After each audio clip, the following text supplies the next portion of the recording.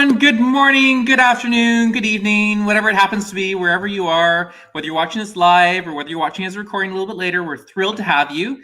Thanks to the few people who are live saying, hey, Peter, we've got Robert, we've got a few other people here. Hi, hello. Thanks so much for joining us. Bonjour. Wonderful. Fantastic. This is our first time doing a highlight, and I'm going to tell you just a little bit about it before I welcome my co-host, who's also my boss, Truus, who's the Chief Communications Officer for the IKEA Foundation.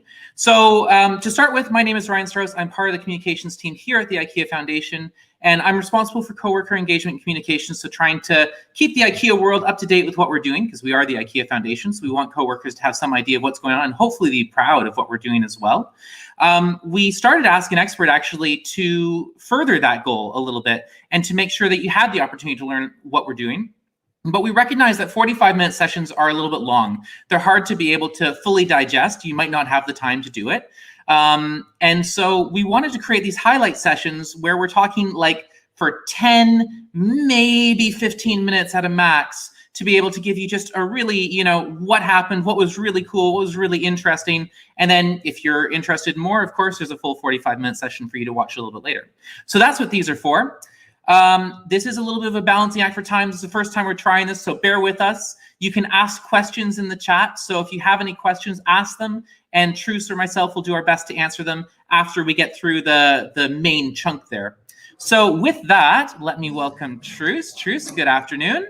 Hey, good afternoon. Indeed, good morning, good evening for everyone who's watching us in different time zones.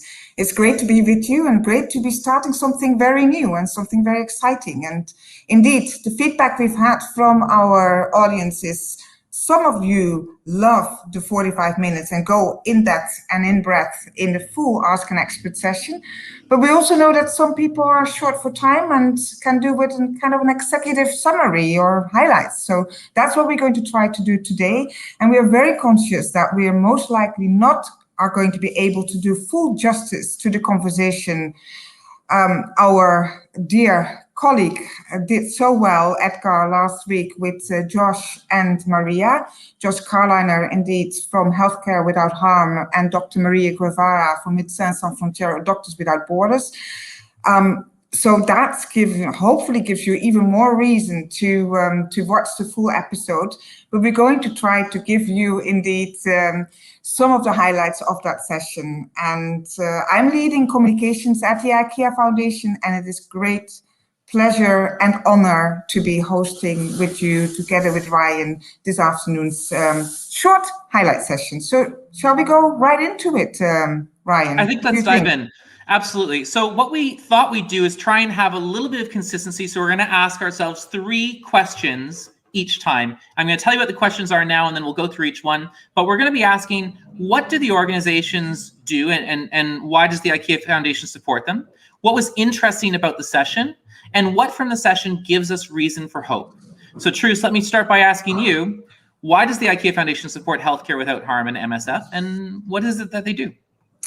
Yeah, so perhaps first as a reminder, the IKEA Foundation's mission is to enable people to improve their livelihoods on a livable planet. So in other words, we want to enable families to help themselves to gain a better income and do so whilst coping and fighting climate change.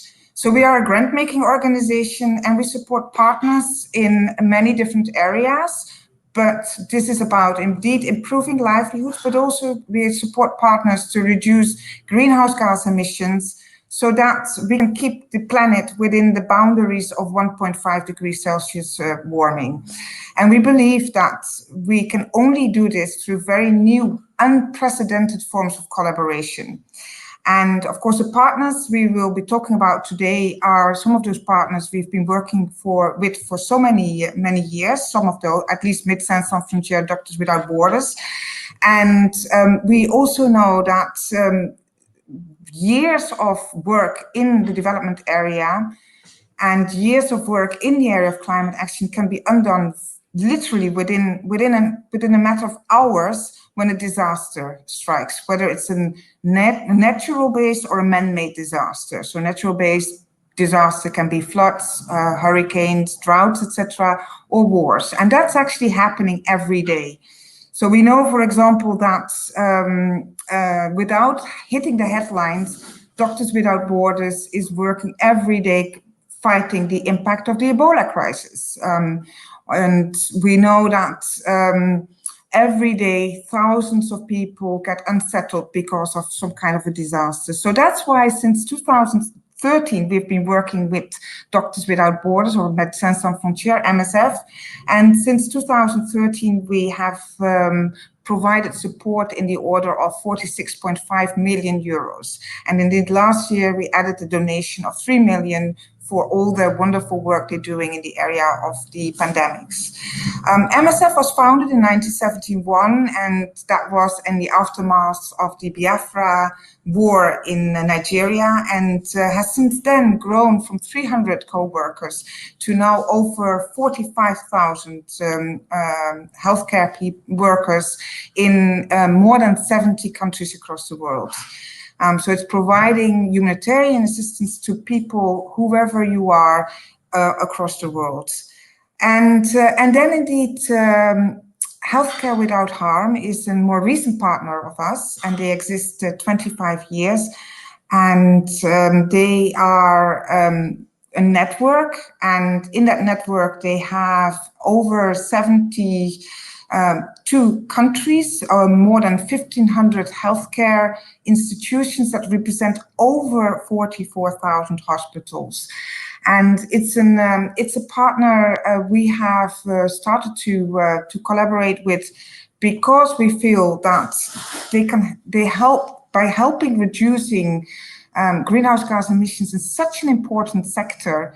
This gives hope and innovation to the many people who depend on healthcare, and particular people in some of the most vulnerable areas of the world. And of course, the health sector, if you think about this, we all know how important the healthcare system is, but we also know that economically, they represent more than 10% of GDP. They provide employment to millions of people across the world, but very importantly, they are also good for 4.4% of greenhouse gas emissions. So if it was a country, the health sector would actually be the 5th largest polluter in the world. Which is really incredible when you think about it. I mean, that's not something that it's not something I would ever put my finger on. And actually the name of Healthcare Without Harm has a little bit of an interesting paradox to it. And I think we've got Josh here to tell us just a little bit about that. We were founded on the paradox that healthcare, which is there to heal and whose mission is to protect people's health, actually creates pollution that negatively impacts people's health. Yeah, it is it's a true paradox indeed. And that reminds me, of course, of the Hippocrates Oath. That is the oath doctors take when they become a medical professional, and that is before you do anything else, they're taught, don't do any harm. And it's wonderful to see how they have taken this oath to a much bigger level, to the whole ecosystem. So I think it was a remarkable conversation, and I think we have a few highlights from that session, which stuck out to me. And it was really quite an incredible session, and I think that's a great intro to why we support both those partners. But now let's talk a little bit about our second question. What was interesting about this session? Yeah, well, first of all, of course, we see when we go to a hospital what's happening around us, right? We see the appliances used, we see the MRI scans, we perhaps sometimes are in contact with anesthetic gases when you have an operation. We know the impact that we can imagine what the impact is of that. But what I didn't realize is that there is a huge global supply chain behind that. And that is actually where the biggest environmental impact lies. 70% of the healthcare system go through that global procurement chain. And that ranges, of course, from the producers of some of the medical equipment, pharmaceuticals, but also think about the food. You know, all the millions of mouths of patients, but also the the healthcare staff itself that need to be fed every day in hospital settings. What if we were able to turn that around and turn that into a positive force by actually choosing for environmentally sustainable products? What a fantastic impact the healthcare system could have. And so that really stood out. And another, I think, highlight for me of that conversation was what Maria told us, and that is that the impact of climate change is already felt, but disproportionately felt in exactly the areas where they are doing their work. So she explained how if you would take the two maps where MSF is working and where climate change is felt right now, that these hotspots actually are in the same places. But unfortunately, for many of us, they are blind spots, whereas MSF is already working on a daily basis with the impact of that. And indeed, I think one of the other things that stood out of that conversation is that the realization of how important climate change is and the impact of climate change on health has been recognized by the World Health Organization. And the World Health Organization has actually declared that climate change is the biggest global health threat of the 21st century. And so these are some really impactful, I think, elements of the conversation. And it's of course easy to get stuck by how big the challenge is. Yeah. But I do also think that that we had some reasons for hope. And before we get into that, Maria actually, Dr. Maria, sorry, gave us a little preview or mentioned a little bit about how COVID and climate come together. They're two seemingly parallel yet quite colliding crises. They're both, I think, to some extent unprecedented, but they're just running at different timelines, right? So you have both of them are, again, like I mentioned before, highlight the historic inequalities and inequities and injustices in our social system today. And they put front and center really the meaning of vulnerability and responsibility. And we do also have a really cool thing. It wasn't from this discussion, but it came up a little bit afterwards. Actually, a coworker of ours pointed it out. It was this really interesting, and maybe you can tell us just a little bit about it, Truus, picture. Yeah, so that is an artist impression. We'll see a little bit more of what that meant for her later. I think at the end we have planned a little video clip around that. And it's an artist called Maria Kwijk from the Netherlands. And she, as unfortunately many women, suffered from breast cancer. And so she lost her breath, but through mastectomy, she was able to continue to live. But before the operation happened, she actually asked the hospital doctors whether they would save all the waste which resulted from her operation. I think she didn't realize what she was asking for, because it turned out to be a huge amount of pile of waste, as you can see here. And she gave an artist's impression really of what that meant. And I think it's a very powerful expression and very visual expression of that of the impact of the healthcare system. It's absolutely incredible. And I mean, it's something that we don't think about so much because healthcare is, of course, so necessary. It's not one of those want to haves. It's not let's go for a vacation kind of thing. Healthcare is absolutely a need. But I guess that just shows us how much the opportunity is there as well, which is what Healthcare Without Harm is really focusing on. And I know that Josh mentioned that too during when COVID started. They really asked, and so did Dr. Maria at MSF, is this the time to be doing this?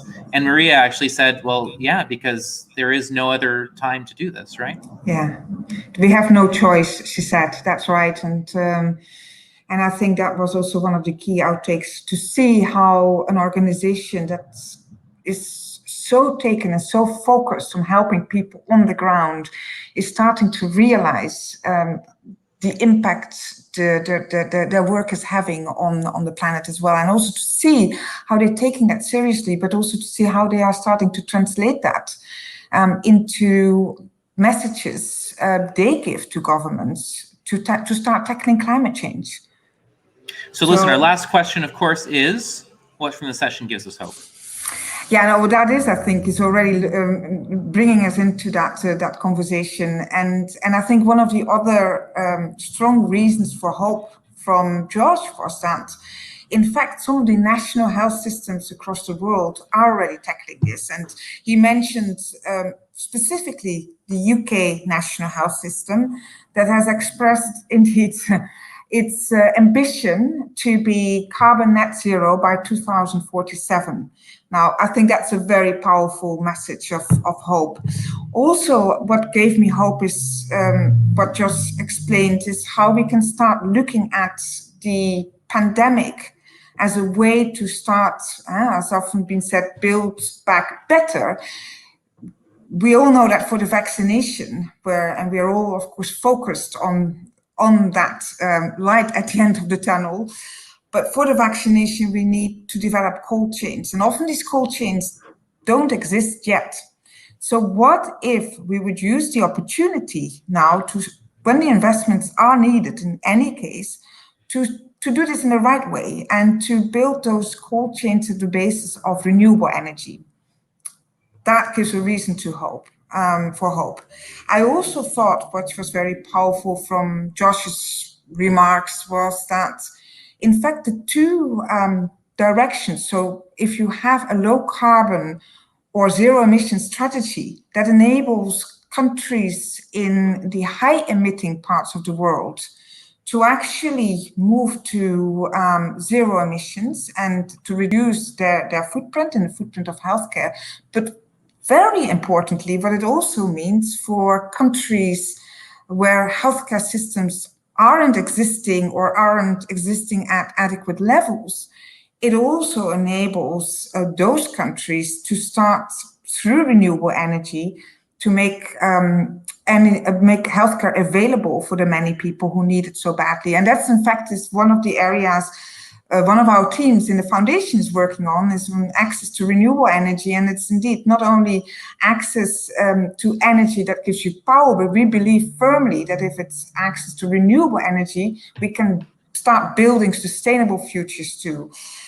And so by combining those two objectives, I think we have reason for hope that will improve the livelihoods of the many in the world, whilst at the same time reducing the environmental impact. Another reason for hope, so I think, powerfully brought by Maria, is that, and we touched upon that already earlier, is that an organization like MSF understands that healthcare and care for the planet go hand in hand together, and also that they're starting to call on governments to take the measures to stop climate change from happening. And so that leads me to I think a very, very compelling and set of wise words, both by Dr. Maria Guevara and by Josh, is about the increasing awareness that these crises, whether it's the pandemic on the one hand and the climate crisis on the other hand, are correlated, and that they are that we need to see them in connection with each other, and also that becomes more widespread in the healthcare system, and also to see that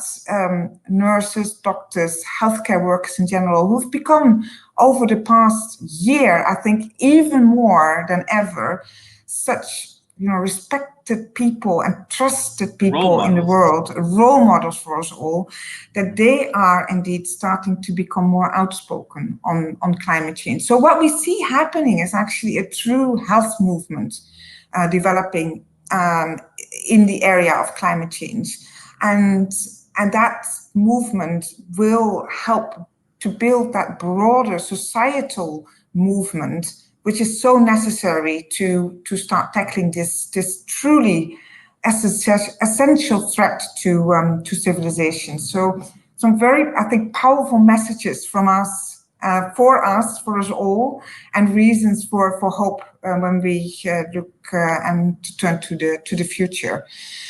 Again, I think, Ryan, we have not been able to do justice to this to the depth of that conversation, but I do hope at least that our audience has had some idea of what was discussed, and that has whet the appetite to go and actually indeed watch that session, which you see appearing above. We are, of course, also really interested to hear the feedback from our audience. What should we stop? What can we do better towards the future? We're doing this for you all, and so we're taking your feedback very seriously. We continue experimenting. One day we get it right, so do connect with us and tell us what you think. And with that, I'd like to thank everyone for watching, and I think we have probably a few words as conclusion, and maybe you want to also announce the next really full-sized Ask an Expert session, which is coming up shortly, I believe. Yeah, absolutely. Big thanks to everyone for tuning in. As not a surprise to anyone, I think we didn't stick to the exact 5 minutes that we were hoping for, but we're going to keep working on this, and we're going to see how we do. As Rachel said in the comments, the time to do right is right now, which is a quote from a wonderful poet that we invited to our 10-year anniversary, Benjamin Froh. There's a cool video of that on our YouTube if you're interested. You can check out our YouTube channel. We have a few comments from people in the chat. We don't have too much time to get into it. There was a question if the IKEA Foundation is ever supporting African projects, and I think we can say give a pretty clear answer to that one. That's a big yes. Absolutely, yes. We have a number of initiatives in countries like Rwanda, Uganda, Ethiopia, Kenya, but also Doctors Without Borders is active in many, many countries in Africa. Absolutely. Yeah, so big yes to that one. Rachel, thanks for tuning in. Rachel said big thanks for this approach to knowledge sharing. Great you could join us. Thanks, Mohammed, for your comment about IKEA and the IKEA Foundation. We've got people coming in from South Korea. I see Bangladesh here. There's a few, Mexico City. We've got Paris, Lagos, Brazil, India, Dubai. So we've got a really nice selection of people joining us. Thank you so much. We really appreciate it. As Truus said, we're super open to feedback. We did this one for you so that you can hopefully get a little taste in a shorter period of time. Please, if you're watching this either live or later on, comment on this post what you think. Let us know if you have any suggestions or ways that we can help to share this even more, especially with IKEA coworkers, because of course, as Ingvar said, profit gives us resources. And while the IKEA Foundation is completely separate from the retail organization, it's funded by Inca Group because Inca Group is owned by Inca Foundation, which funds the IKEA Foundation. So we're only able to do this thanks to the work of coworkers across the world. So we really want to make sure you have some idea of what's going on. And a big thank you for all the hard work of all the IKEA workers, co-workers, to make this our work possible, indeed. Absolutely. I think, when you step back and look at this bigger picture, everyone is going through such a hard time right now with the pandemic and with, things being closed across the world. And I can tell you it's driving me a little bit mad to, I haven't had a haircut in a long time. Not sure if anyone can see the hair just randomly showing up in my face. But it's really the work that IKEA coworkers are doing and everyone around the world is so important. And we really appreciate it. Listen, we're going to end off by showing an artist's rendition, and maybe Truus, you can tell us a little bit about it. But we do have another Ask an Expert coming up on March 4th. It's going to be really cool, so please check that one out. It's going to be posted very soon, actually, the link that you can go to sign up. And then we're going to do another highlight session on the Tuesday afterwards. So please keep an eye out for that. We'd really love to have you join us. And big thanks.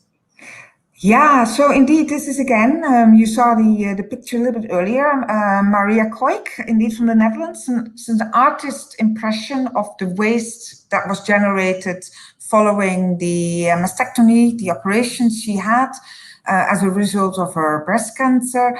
So she used the waste to make this enormous installation, and she filmed herself in the middle of it and showing both her own vulnerability, but also in a way the vulnerability extrapolated through the impact waste is making on the environment. So I think, let's watch the best. Let's not talk more about it, but just watch what she has created. Thanks, and everyone. With that, thanks everyone. Bye-bye.